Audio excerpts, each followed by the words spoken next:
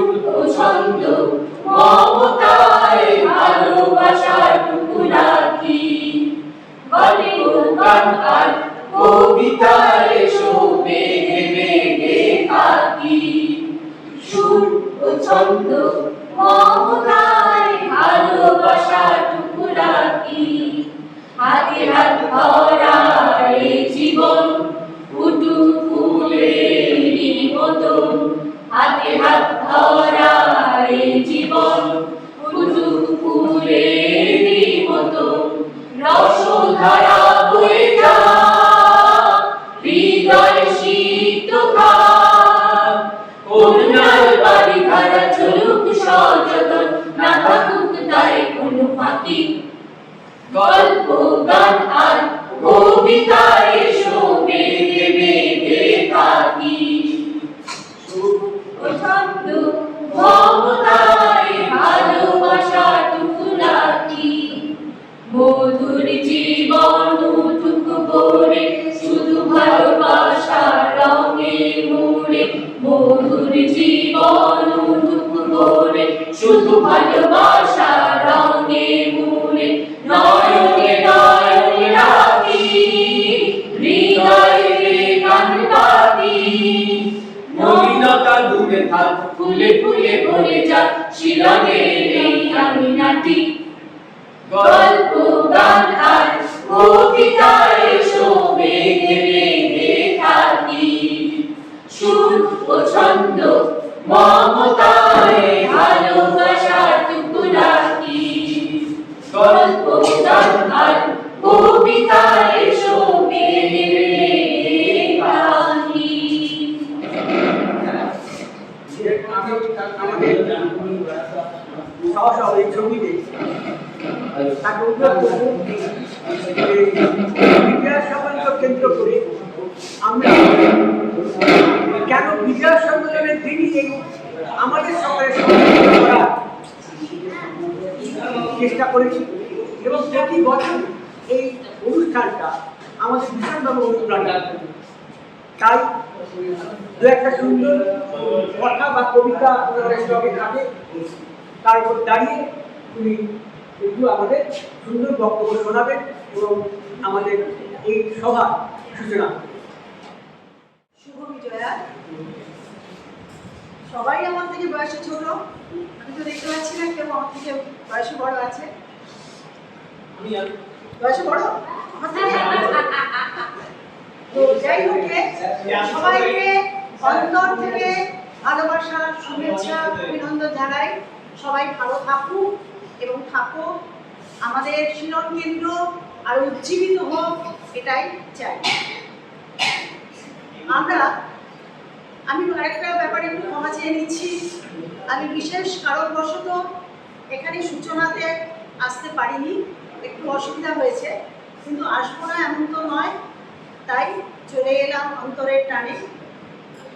আর অনিশদা আমাকে যে দায়িত্ব দিলেন সেটার ব্যাপারে কি বলি, আমাদের এই 14 বছর ধরে 14 বছর তো বইটাই কেটেছে, তার আগে থেকেই আমরা এখানে এই সাহিত্য সংস্কৃতি শিলন কেন্দ্রের প্রতিটা মাসের যে মাসিক সাহিত্য সভা, এটা ছাড়াও বিশেষ বিশেষ কয়েকটি ব্যাপারকে, কয়েকটি দিনকে আমরা সুন্দরভাবে উদযাপন করি।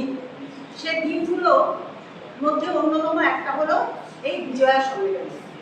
পুজোর পরপরই আমরা সবাইকে ডাকি, যেমন আমরা পাড়ায়, বাড়িতে এবং পাড়ায় এবং অফিস মহলে বন্ধু বান্ধবদের সঙ্গে ভাবের আদান প্রদান করি, ভালোবাসার আদান প্রদান করি, সমস্ত কিছু ভুলে গিয়ে বেঁধে বেঁধে থাকার চেষ্টা করি। এই বার্তাটা যে পৌঁছে দেই সবার কাছে, তার অন্যতম একটা অনুষ্ঠান হলো এই বিজয়া সম্মেলনী, যেটা আমরা সাহিত্য সংস্কৃতি শিলন কেন্দ্রের তরফে প্রত্যেক বছরই করে থাকি। এবারেও তার ব্যতিক্রম হয়নি। সামনে দীপাবলি চলে আসছে, তো এর মধ্যে সবাই এত ব্যস্ততা বা পুজোর পরপরই সবাই ব্যক্তিগতভাবে বিজয়াতে ব্যস্ত থাকি, আমরা কোথাও যাই, এসব কারণেই আজকের দিনটাকে বেছে নেওয়া হয়েছে। প্রকৃতিও আমাদের উপরে একটুখানি বিরূপ ছিলেন, কিন্তু দেখা যাচ্ছে যে প্রকৃতি আমাদের সহায়তা করেছে, বৃষ্টি চলে গেছে, তার জন্যই সকালবেলা পর্যন্ত ভাবছিলাম কি জানি কীভাবে ঘুম থেকে উঠে কী দেখবো, তো যাকে এটা হয়েছে। আর সবাই সুস্থ থাকুন, ভালো থাকুন, এটাই কামনা করি। বিজয়া দেবী দুর্গার বিসর্জনের পর যেমন আনন্দে আমরা দেবী দুর্গাকে আবাহন জানিয়েছিলাম, ঠিক তেমনি তার চলে যাওয়াতে আবার একটি বছর আমরা প্রতীক্ষায় থাকবো কবে দেবী আবার আমাদের সঙ্গে আমাদের কন্যা রূপে, মাতৃরূপে আমাদের প্রকৃতিতে আবার আসবেন, ভক্তলোকে আবার আসবেন। তার স্নেহচ্ছায়ায় আমার সমস্ত অলুষতা কালিমা দূর হয়ে যাবে এবং আমরা শান্তিতে সুখে তার সন্তান হিসাবে বা কখনো আমাদের কন্যা হিসাবে বলছি তখন এটাকে তো দেবী দুর্গার বাপের বাড়ি বলা হয়। শ্বশুর বাড়ি থেকে উনি বাপের বাড়িতে আসেন 4 দিনের জন্য আনন্দে কাটিয়ে দিতে। সেই আনন্দের রেশ আমাদের মধ্যে এমনভাবে রেখে যায় বা রেখে যান উনি যে পরবর্তী 1 বছর কাল পর্যন্ত আমরা সেইটুকু ভাঙিয়ে খেতে খেতে আমরা সুস্থ, সুখী, স্বাভাবিক জীবনযাপন করতে পারি। আমি একটা ছোট্ট কবিতা বলছি। দিনে আমরা আমাদের যে সমাজ পরিস্থিতি কোনোটাই আমাদের মুখে ঠিক ভালো যাচ্ছে না। আমরা মানসিকভাবে অনেকেই, বেশিরভাগ মানুষই আমরা ঠিক সুস্থ নই, কিন্তু আমরা ভালো থাকতে চাই, সুস্থ থাকতে চাই, সুস্থ রাখতে চাই, সবার সঙ্গে ভালোবাসা বিনিময় করে বেঁচে থাকতে চাই। এই কবিতাটা হাত বাড়াও। আমি তো 2 হাত বাড়িয়েই আছি, বন্ধু তোমার হাতটা দাও। হাতে হাত মিলিয়ে এগোবো আমরা, বন্ধুর পথ দেবো পারি। আশা নিরাশার দোলাচল কেন, চলো না সবাই ভাই ভাই, মারণ যজ্ঞে জল ঢেলে দিয়ে বেঁচে থাকারই আশা জাগাই। কি হবে শুধুই হানাহানিতে, হিংসায় ভরা মন নিয়ে এসেছি তোমরা 2 দিনের তরে, পৃথিবীর এই তরণী পরে। ভুল করে যদি ব্যথা দিয়ে ফেলি, মেনে নেব সেই হীনতা, ক্ষমা চেয়ে আর ক্ষমা দিয়ে সবে ঢাকবো বলে। ধন্যবাদ। আমরা ভালো থাকি, এটাই কামনা। আমি প্রথমেই আপনারা শুনেছি যে আমাদের যুগ্ম সম্পাদিকা চম্পা ঘোষ বেশ কিছুদিন হলো অসুস্থ। আমি তার বাড়িতে গিয়েছিলাম, তো দেখে এসেছি বেশ সুস্থ হয়েছে, কিন্তু সুস্থতে এমন জায়গায় যায়নি যে তাকে তার বিষয়ে এক স্কুলের টিচার এবং আমাদের এরকম অনুষ্ঠানে কোনোদিনই অনুমতি থাকে না। যেমন একটা এমন শরীরের অবস্থা যেখানে বাড়ি থেকে তার খুব আপত্তি জানিয়েছে আজকে আসার জন্য, আজকে দিকে থাক, আসতে পারেনি। আমরা সবাই তার দুঃখ আরোগ্য কামনা করছি। আর আমি প্রার্থনাকে অনুরোধ করছি এই সভা সঞ্চালনা করার জন্য। কারণ হচ্ছে এটা, ছবি কিন্তু আছে, ছবিতে আছি, ছবিতে আছি, সঞ্চালনা করবে। আর আমি কিছুক্ষণ বাদে চলে যাবো এই কারণে আমার বাড়িতে আমার ছোট্ট নাতনি, তার বয়স 6 মাসে পড়েছে এবং আজকে মা বাবাদের জন্য তারা যাবে বাড়ি থেকে বেহাল, আমার জন্য অপেক্ষা করবে এবং আমার বাড়িতে আরও কয়েকজন মানুষ আসবেন। আমিও সেখানে যাবো। আমি 8টা সোয়া 8টা পর্যন্ত আছি, অনেক 8টা সোয়া। তো সেই জন্য আগে থেকে বলে রাখলে আপনি চলে যেতে হয়, তো আপনাদের কাছে অনুমতি নিয়ে রাখলাম। শাশুড়ি আপনি হ্যাঁ, সে তো নিশ্চয়ই। আপনি কি দুধটা এখন দেবেন না একটু পরে? একটু পরে। এবং মাইকটা দেখছে বলে ভালো আছে, ফোন করে খুব ভালো। ব্যাটারি আনতে পারতেছি, গডরেজটা ডিস্টার্ব করে ব্যাটারি না পারতেছি। তাহলে এখন আচ্ছা, একটু ইন্টারভিউ হচ্ছে। অনিশদা নাতনিকে মামা ভাত খাওয়ানোর জন্য পাঠাচ্ছে। আমরা যারা ঠাম্মা, দিদা এরা সব আছি, তারা কি সুখে থাকবো না? কিন্তু আমরা যে এত পিসি, পিসি কাকা সবাই একদম ঠিক। কিন্তু যে সময়ে ওর মুখবার্তা হলো সেই সময়ে আমাদের এখানে যারা আছেন তাদের অনেকেই ছিলেন না, এবং পুজোর সময়টা আমি সেই জন্য আমরা পুজোর সময় সবাই বাড়িতে ছিলাম, আমন্ত্রণ করতে পারিনি। বাড়িতে আমার বাড়ি যার জন্য একটা অসুবিধার মধ্যে পড়েছিলাম। আচ্ছা আমরা এখানে তো আছি। আগামী দিনের যে অনুষ্ঠান হবে সবাই জানবে সেটা। আগামী দিনের অনুষ্ঠানে এইভাবে আমি সকলকে সুন্দরভাবে আমন্ত্রণ জানাবো এবং সেদিন এই দিনটাকে আরো ভালো করে পালন করবো।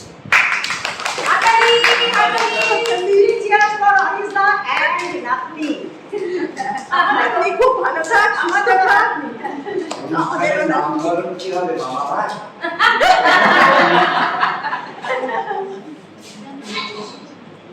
সকলকে শুভ বিজয়ার প্রীতি শুভেচ্ছা অভিনন্দন আর অবশ্যই প্রণাম জানাবো পরবে কবিতায় যাচ্ছি। নিতান্ত অবহেলায় ধুলো ছেড়ে আবারও চলে এলো বিজয়। নিশ্চিত সূর্যের আলো এসে পড়বে এবার বারান্দায়। লেখা কখনো অবুঝ মনে সমুদ্রের ঘাটে পাহাড়ের সুন্দরতার ভিতর ঝড় খরার ভিতর রবি ঠাকুর আর সকলকে নিয়ে সেই বাগানটা অভ্যাসবশত বিশেষ হতে হতে আরগুলো নির্মাণের সব এক হতে পারত। সত্যগুলো পরপর সাজালে শুকিয়ে যেত না সেই ফুল। ভুলভাল লেখাপড়ার বিন্দু মুহূর্ত দায় বোধে আচল কাটতে পারত। দুর্লভ হয়ে উঠত উৎসব। আমরা আছি সেই কৃষ্ণ গহ্বরে, যেখান থেকে আমাদের দাঁড়াতে হবে। আর মা দুর্গা তো আছেন, তিনি আমাদের সহায়িকা। আসছে আলোর উৎসবে আমার সকলকে শুভেচ্ছা। ধন্যবাদ।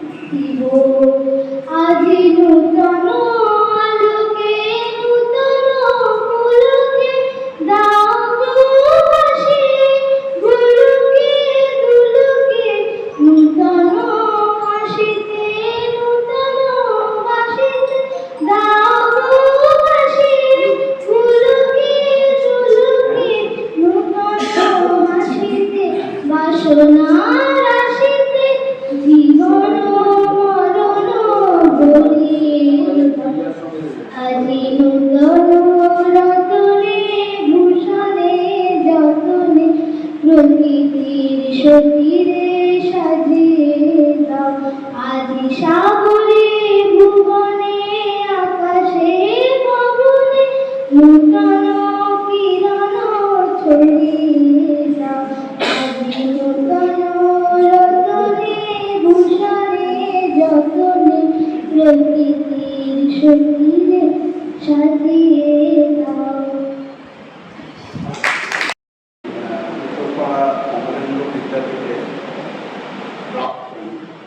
রসায়ন শিক্ষক শ্রী রবীন্দ্রনাথ।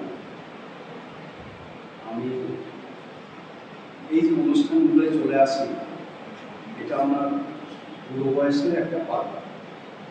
আমি যেহেতু ছোটবেলা থেকে আমাদের সময় তো বাবা মারা সেইভাবে বা একা বাবা 16 জন লোককে খাওয়ায়, আমাদের দিকে নজরই দেয়। আমাদের পুরো গরু ছাড়া ছিল না। সেই গরু ছাড়া অবস্থায় আমার বাড়ির সামনে সিএমা দিন রাত সেখানে খালি ক্রিকেট খেলতাম, ক্যারাম খেলতাম, গুড়ি খেলতাম, ডাঙ্গুলি খেলতাম, পুকুরে গিয়ে মাছ চুরি করতাম, এর বাড়ি আম চুরি, এইসব করেছি। সেরকম পড়াশুনোও করি, কিছুই না। আস্তে আস্তে পড়াশুনো কীভাবে হয়ে গেল জানি না, গভর্নমেন্ট স্কুলে পড়তাম। আপনার গান শোনার অপেক্ষায় আমরা আছি। হ্যাঁ একটু পরে আমরা এফএস থেকে শুরু করব। হ্যাঁ, এইবার হচ্ছে যে আমি 58 বছরে গান শুরু করেছি। 58 বছরে গান শুরু করে আমি এখন বয়স আমার 70। আমি কিন্তু রোজ 1 ঘন্টা করে প্র্যাকটিস করি। আমি বাচ্চাদের শেখাতে চাই যে তোমরা বাবা যেটা করবে ডিসিপ্লিন ওয়েতে করো, ডেডিকেটেড ওয়েতে করো। হ্যাঁ, আমি কিছু মনে করো তুমি, ও গানটা কোন, ওই গানটা আমি অনেক ভালো জানি, এবং সেই ওই গানটা ওকে কিন্তু অনেক ভালো জায়গায় নিয়ে যেতে হবে, ওকে অনেক শুনতে হবে, অনেক বারবার ভিডিও শুনে শুনে সেই জায়গায় ওকে যেতে হবে। হ্যাঁ, তুমি কিছু মনে করো, তোমার ত্রুটিটা বলো। ক্লাস 11 কি একবার ছোট বাচ্চা নয়, তাহলে তোমার ত্রুটি আছে। 11 মানে তুমি গানটাকে সেভাবে ভালোবাসোনি, আমি ভালোবাসতে। হ্যাঁ, তুমি দেখো আমি বুড়ো বয়সে যে গান দুটো করবো, তুমি একটু লক্ষ্য করো, আমি কিন্তু বুড়ো বয়সে করি। হ্যাঁ, আমি সেই যে ডেডিকেশন, যে আমি গানের গভীরে যেতাম, গানের সবগুলো লক্ষ্য করতে হবে, সব ব্যাপারগুলো, সেইগুলো আমাকে কিন্তু কেউ শেখাচ্ছে না। আমি কিন্তু ভিডিও শুনে গান তুলি, মাঝে মাঝে কারোর কাছে যাই, যখন একটু ভালো লাগে একটু শিখে নিই, ব্যাস এইটুকু। আমাকে সবাই ভালোবাসে, বসার এই ঠিক আছে। আচ্ছা, তিনি প্রথমে যে কথা বললেন তার পিতৃদেব এবং পরিবারের সবাই, মা বাবা এবং যারা ছিলেন, তাদেরকে আমি তাদের কাছে কৃতজ্ঞতা প্রকাশ করছি এবং তাদের অভিনন্দন জানাচ্ছি যে এরকম একজন সন্তান তারা বাড়িতে প্রতিষ্ঠিত করেছিলেন। অনার্স টিচার হিসেবে অমন্ত বিদ্যাপীঠের বিখ্যাত শিক্ষক ছিলেন। এলাকা, উত্তরপাড়া এলাকায় এখন এই মুহূর্তে দাঁড়িয়ে চেনেতে এমন কোনো সংগঠন এবং সোশ্যাল ওয়ার্কার একজন, তাই তাকে অভিনন্দন জানাচ্ছি এবং আগামী দিনে তাকে আমাদের সঙ্গে পাবো এই আশা প্রকাশ করছি।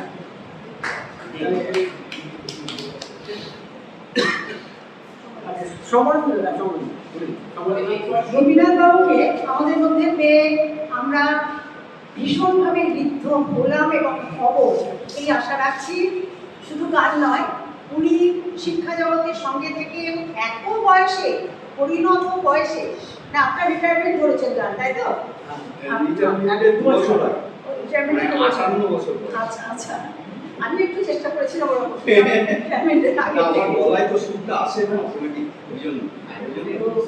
সংস্কৃতিকে ভালোবাসেন, গান ভালোবেসেছেন বলেই কিন্তু শুধুমাত্র সংখ্যা মনে করে ওই আমাদের এই গানের ব্যাপারটায় উনি তালিম রেওয়াজ করছেন 1 ঘন্টা ধরে, এটা তো ঠিক পাচ্ছি না একবার, মানে এটা ওনাকে বিরাট একটা সুবিধা করেছে। অনেক অনেক ধন্যবাদ আপনাকে আমাদের সঙ্গে থাকার জন্য, এবং আসুন আপনি আমাদের সঙ্গে থাকুন এবং আমাদের এগুলো মানিয়ে নিয়ে ঠিকভাবে আমাদের রাস্তা দেখানোর চেষ্টা করছেন, সেগুলো আশা রাখছি আমরা এবারে এখানে ক্যামেরার সামনে দাঁড়িয়ে ডক্টর সম্মানেন্দ্রনাথ ঘোষ মহাশয়কে প্রচন্ড কাঞ্চুয়াল, আমি জানি অনেকগুলো এসে পড়েছেন, আমার নিজের আসতে দেরি হয়েছে, আমার ওনার কাছে একটু লজ্জাই করছে, কিন্তু আমি আগেই অনুমতি চেয়ে নিয়েছিলাম, আমি কিন্তু অন্য জায়গাতে ছিলাম, সেখানেও থাকতে বাধ্য হয়েছিলাম প্রায়। তো তারপরেও আমার প্রাণের টানে আমার নিজের সংস্থা এখানে এসে হাজির হয়েছি। সম্মানেন্দ্রবাবু আসুন, আপনি কি শোনাবেন আমাদের? ব্যাপারটা আমার আছে, ছোটবেলা থেকেই কারোকে ধরতে হবে, ফলে আপনাদের বেড়ে চলেছি, আবার কমেও যাচ্ছি। ওই দিদি আমাকে বললেন যে এখানে আমার থেকে বড় কেউ নেই, তাই আমি দিদি বলছি, তাই অসুবিধা কিছু নেই। আমার বয়স বললে তো খুবই অবাক হয়ে যাবে, কিন্তু আমি বলি না, কারণ ওটা আমার মা বলে আও কাজেই আমি গান গাইতে পারি, গান লিখতে পারি, নাচতে পারি না, কিন্তু নাচ দেখে বুঝতে পারি যে কে ভালো নাচছে। কারণ বৈজয়ন্তীমালা, উদয় শঙ্কর, অমলা শঙ্কর, এখন যারা আছেন শান্তমণি কুর্তি, এদের সবাই নাচ খুব সামনে থেকে দেখেছি এবং সারা রাত ধরেও অনেক সময় দেখেছি টিকিট কেটে এবং নাচে। কাজেই আজকে বিজয়ার দিন তো খুব সিরিয়াস কথা কিছু বলবো না, সারা জীবনে সিরিয়াস কথা বলার চেষ্টা করেছি, দিনও হয়নি। যে সাবজেক্টই পড়িয়েছি, যখন ইঞ্জিনিয়ারিং সাবজেক্ট পড়িয়েছি তখন ওই কথাই বলেছি। বাংলা পড়িয়েছি, সে তো বাংলাতে রটার তো 9টা রট আছে, সেই 9টা রটেরই কথা বলেছি। একটা করুণ রথ, সেটা আর বললাম না, কারণ সেই রস নিয়ে আজকে আমরা এখানে আবির্ভূত হয়েছি, যাতে আমাদের সেই রসটা আমরা এড়িয়ে যেতে পারি। করুণ রসের জায়গায় আমরা অন্য রস আস্বাদ করতে, এই জন্য আমরা আজকে এসেছি। বিজয় আমাদের সকলের কাছে খুব দুঃখের ব্যাপার, আনন্দের ব্যাপার নয়, কিন্তু বিজয় সম্মেলনটা আনন্দ। আর বিজয়া নিয়ে ভাবনা চিন্তা মধুসূদন থেকে আরম্ভ করে এখানকার স্মৃতি বিজড়িত লাইব্রেরি তো আপনারা জানেন, যেই মধুসূদন এখানে শেষ দিবসে কাটিয়েছে।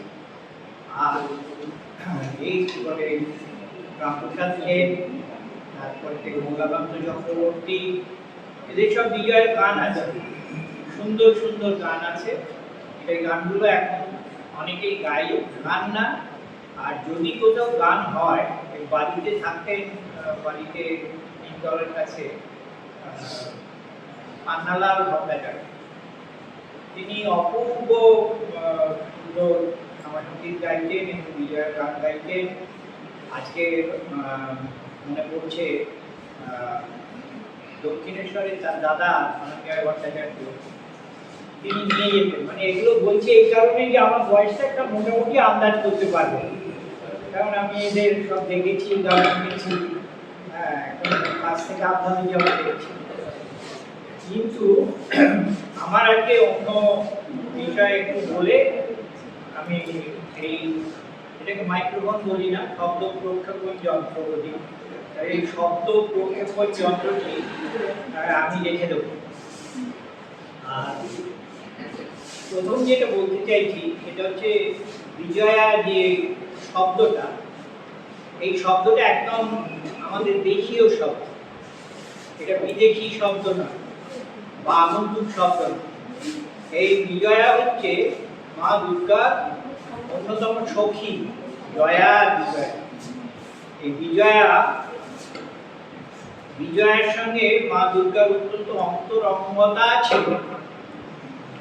এই 4 দিন ছেড়ে দিতে হয় বান্ধবীকে, সেইটা কিন্তু তারা পছন্দ করত না, যার ফলে জয়া বিজয়া অভিযোগ করেছিল যে মা তুমি বাপের বাড়ি যাচ্ছ কিন্তু আমাদের নিয়ে যাও না। তা বললে যে দেখ, নিমন্ত্রণ একটু আগে বলছি, কারণ এক ভদ্রলোক আমাদের একটু আগে নিমন্ত্রণ করলে, নিমন্ত্রণ আর আমন্ত্রণের মধ্যে আবার তফাৎ আছে। সেই জন্য আমি এই কথাটা ওঠাচ্ছি এই কারণে যে নিমন্ত্রণ কোথায় আর আমন্ত্রণ কোথায়।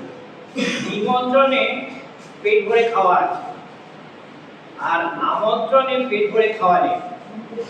কাজে উনি আমন্ত্রণ করেছেন, এটা খেয়াল রাখবেন। হ্যাঁ, বাড়িতে খেয়ে আসবে, না হলে কিন্তু একটু অসুবিধা হবে। আপনাদের অন্তত অসুবিধা হবে, আমাদের তো কম খেলে এখন হয়ে যায়। আমি ওই জন্যই আগে জিজ্ঞেস করে নিচ্ছি কার্ডে কি লেখা আছে। আমন্ত্রণের দ্বারা আমাদের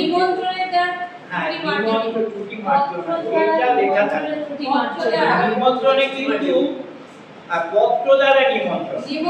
এখন আবার আমরা ভাবি যে পত্র দিল না, কাজেই ওই নিমন্ত্রণটা ঠিক মতো হয়।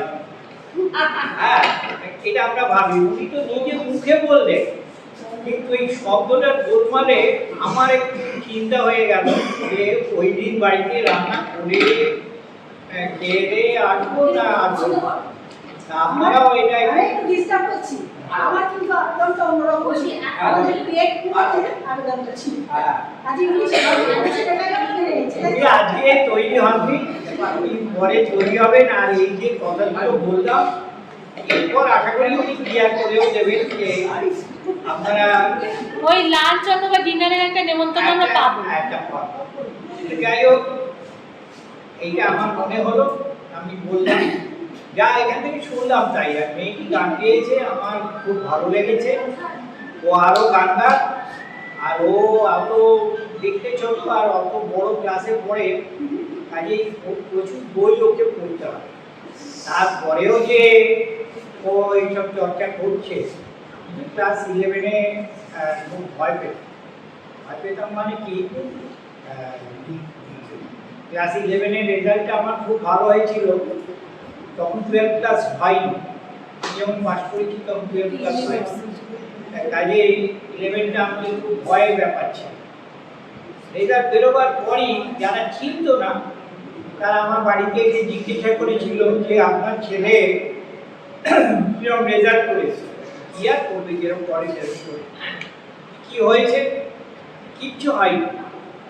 হবে কি করে, বলে তো কাগজে ছবি বেরোতো, কিচ্ছু হয়নি, কিন্তু ও পাস করেছে।